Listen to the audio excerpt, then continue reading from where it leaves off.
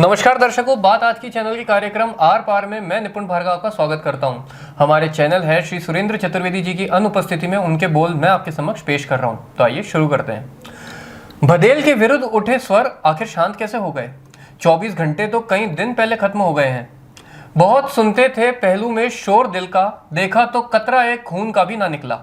यह शेर किसी शायर ने किस लिए लिखा था मुझे नहीं पता, मगर अजमेर में आज ये शेर पूरी तरह फिट बैठा हुआ है। पिछले दिनों राजस्थान में दो नेता खास चर्चा में रहे, उनके साथ दो अधिकारी भी रहे। देवली उनियारा के निर्दलीय प्रत्याशी नरेश मीणा और अजमेर की विधायक पूर्व मंत्री अनीता बघेल। एक का हाथ फिसला तो एक की जुबान। अधिकारियों में चर्चित रहे एक अमित चौधरी, जिन्होंने मीणा जी से कार सेवा करवाई, तो दूसरे रहे भरतराज गुर्जर। इन्होंने पिटने और पिटवाए जाने की चेतावनी का सामना किया। नरेश मीणा ने जेल जाकर अपनी कार्रवाई का भुगतान किया, मगर पूर्व मंत्री अनीता बघेल पर आज तक किसी शहर की कोई कार्रवाई नहीं हुई। भाजपा ने बघेल की धमकी पर कोई बयान जारी नहीं किया और आरएएस एसोसिएशन की तरफ से कोई आंदोलन नहीं हुआ। रही बात उन नेताओं की जिन्होंने बघेल के पीटे जाने वाले बयान पर खूब सुर्खियां बटोरी, मंदिरों पर बैठक हुई, वक्ताओं ने आग उगलने वाले भाषण दिए, तरह तरह से मुठ्ठियां तानी, गुर्जर को पीटने की बात तो दूर, उंगली भी उठाई तो हाथ तोड़ देंगे जैसे बयान सार्वजनिक दिए।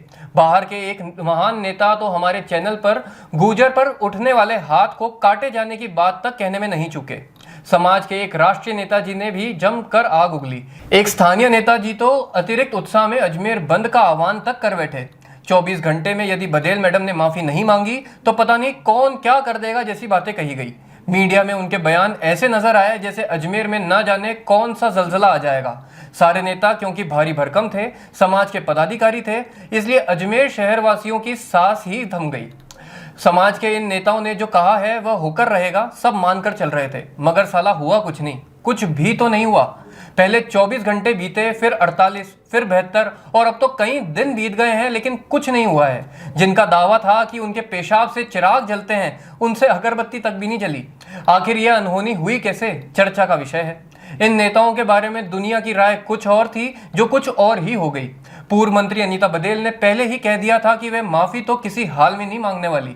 उन्होंने अब तक माफी मांगना तो दूर, अपने बयान पर खेद भी व्यक्त नहीं किया। ना कोई ऐसा बयान दिया जो अक्सर नेता अपनी जुबान फिसलने पर दे दिया करते हैं। मैं उनको बधाई देता हूं कि आखिर उन्होंने अपने पीटने वाले बयान की इज्जत कम नहीं होने दी।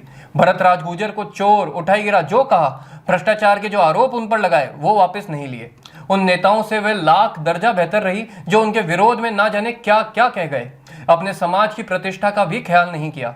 नरेश मीणा ने जो किया उसकी मैं सराहना नहीं करता, मगर नेतागिरी चमकाने के लिए शायद ये सब जरूरी होता है। मीणा पर राजकाज में बाधा डालने के पहले ही कई मुकदमे चल रहे हैं। अधिकारी को सरेआम कूटने का ये पहला चांस बना है। अनीता बघेल मैडम ने कभी किसी अधिकारी को पीटने की पहले भी कोई धमकी दी है या पीटा है मुझे नहीं पता। हाँ, यूं आईटी की एक महिला अधिकारी के बाल वाल पकड़े गए थे, अखबारों में ये मामला बड़ा उछला था, ये पुख्ता पता है। अब उस घटना में किस विधायक का हाथ था पता नहीं। हाँ, भाऊ का तो कतई नहीं था, क्योंकि मामला उनकी विधानसभा का तो था ही नहीं।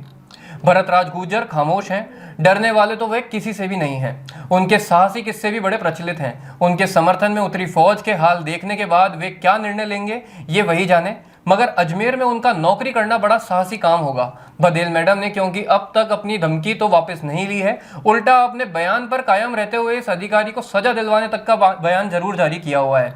आज के लिए इतना ही, धन्यवाद।